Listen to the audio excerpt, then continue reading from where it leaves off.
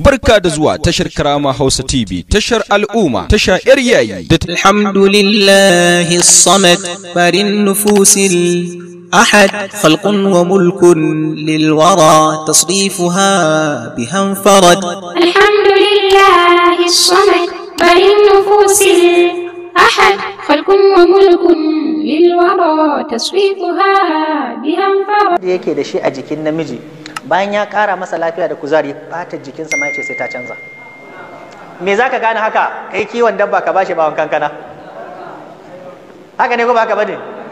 To yanzu kai namiji haka kawai ka samu kankana bawon bayan sai ka yanka shi, sai ka je ka samu tafannuwa dunkule daya, sai ka samu tsamiya guda 4 ka tafasa ka sha. Professor Az ba musulmi bane, yace asalin maganin da ake kawo wa mutanen Afirka na China wanda ake ce masa bega, yace sauce din inda aka fara samun sa daga 'ya'yan kankana ne. Ko a yanzu akan Google ka sa watermelon seed for man, ko ka sa watermelon seed for sexual activator, zai baka maganganu guda haka. Na farko zai ce cin 'ya'yan kadai yana bude hanyar jijiyoyin da suke tsakanin al'auran ɗa namiji da jikinsa, domin gudanar jini shi ke sama kuzari. Shi yasa in aka samu busasshen 'ya'yan kankana a ƙasar Indiya, in ka ji kilo ɗinsa sai ka kama baki. Shi yasa aka ce to kankanan bawansa a tafasa shi da waɗancan makawanar da aka faɗa, amma duk tafasa wanda za ka yi fa kar ya wuce lita 2 na ruwa. To idan mutum ya sha shi, in dai abin da ya shafi ɗaukewar sha'awa ne, to ya wuce wajen. To wanne kamata kuma mata da miji su sha? Shi na aka ce kaman kankana na naira 100, kaman tsamiya. Tsamiya da tsoho da sabo wanne fi amfani a jikin mutum? Tsoho ko? Tsoho ko? Me dalili? Na? Da shi ake magani. Yanzu kana so ka yi aure matarka ta aihu, da tsohuwar mata da sabuwa wanne za ka aura? Ha?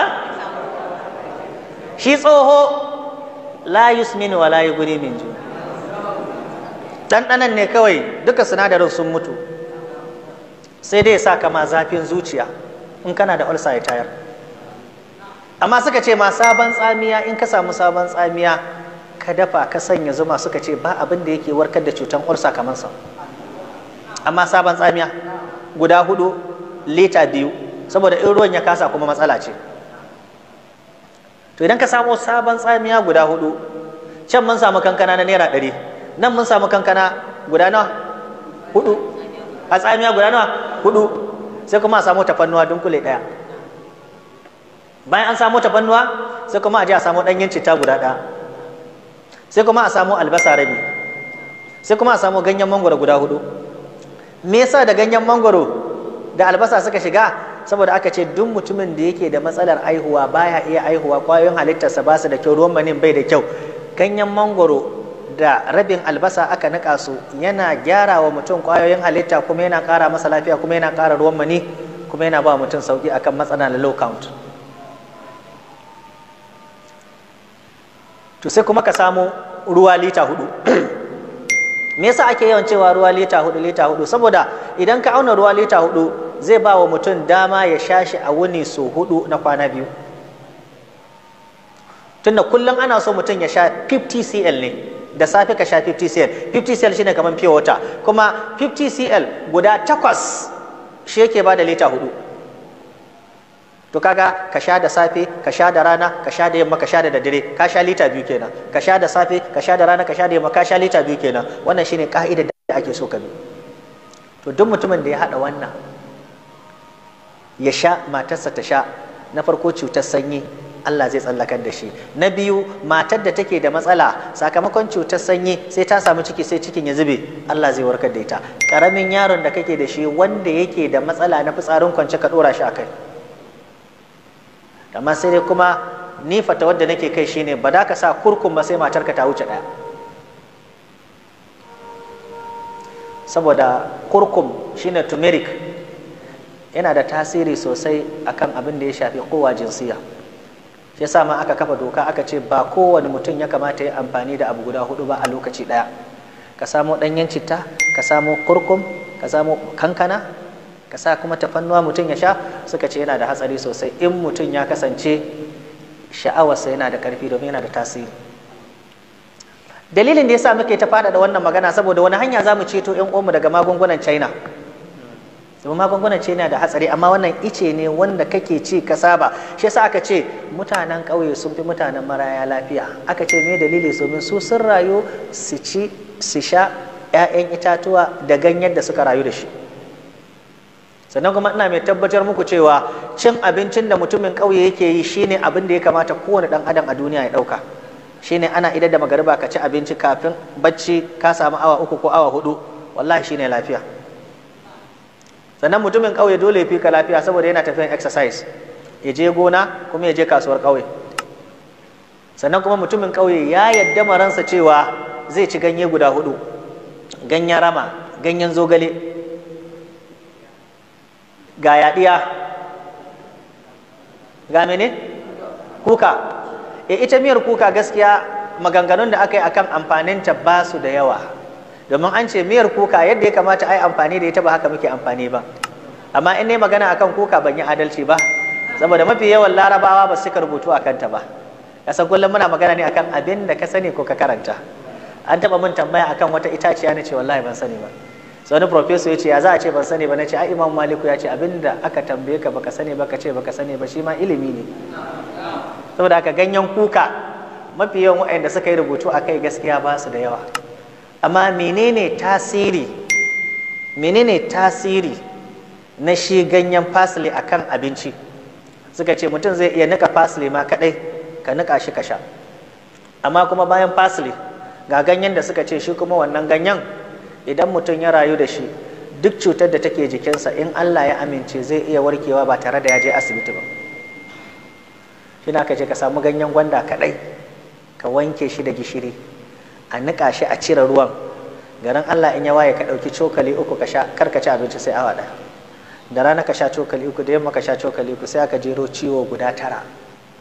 Aka ce duka Allah na baka kariya daga shi.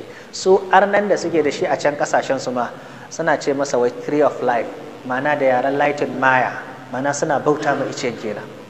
Saboda an gano cewa duk mutumin da yake shan ganyen gwanda a cokali 3 asalin tataccen ruwan jus din, suka ce na farko ciwon hawan jini in bai da shi Allah zai kare shi. Amma shi ciwon hawan jini yana kama mutum ta sanadin ciye-ciye ne da kuma rashin motsa jiki. Shi yasa aka ce daga cikin 'ya'yan itatuwa ko kuma cikin sinadaran abinci da muke da shi, duk abincin da yake da sodium glutamate to ya kamata mu rage cinsa, domin hatsarin da yake ciki yana taɓa ciwon kai, yana sa tashin zuciya, yana sa bugawan zuciya, yana taɓa koda, yana taɓa kuma hanta. Kuma duk mai cin irin waɗannan abinci wanda aka sa irin waɗannan abubuwan, za ka samu yana samun general weakness of body. Shine duk lokacin da ya ci abinci da awa 1 ko minti 30 jikinsa zai mutu, ƙoƙari yake kin shingiɗe ko ya kwanta. Sai aka ce a guji irin waɗannan sinadaran. Sai aka ce duk wanda yake so ya ci abinci, in kana so ka gane cewa ciye-ciyen abincinmu ya saba wa ka'ida ta ilimi na duniya, sai aka ce ka tafi Saudiya ko ka tafi India ko ka tafi China, sai ka ji ɗanɗanon abincinsu ya kai namu, kuma sun zauna lafiya. To shi gwanda yana maganin ma cuta na asma, bronchitis, pneumonia. In ka dinga tafasa ganyen gwanda kana shan sa ɗinsa. Sannan kuma suka ce mai diabetes kan ma ya samu magani. Sannan suka ce akwai mai kitsan zuciya, za ga mutum yana yawan samun ciwon zuciya, yana yawan samun haki, yana samun bugawar zuciya. Suka ce ya tafasa wannan ganyen da ya cire a ruwan ya sha shi na sati ɗaya, duk abin da yake damunsa sai Allah ya bashi lafiya. Za ka ce to mutumin da yake da gastric ulcer fa har ya kasance yana aman jini, kuma duk abin da ya ci sai amai. Suka ce to a tace ruwan gwandan bana a zuba mata madara a bashi ya sha.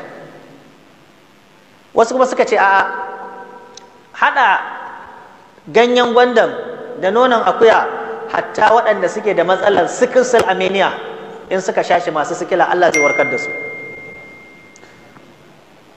To sai wani abu da muke da shi ba mu da shi, kashu. Wani mai amfaninsa?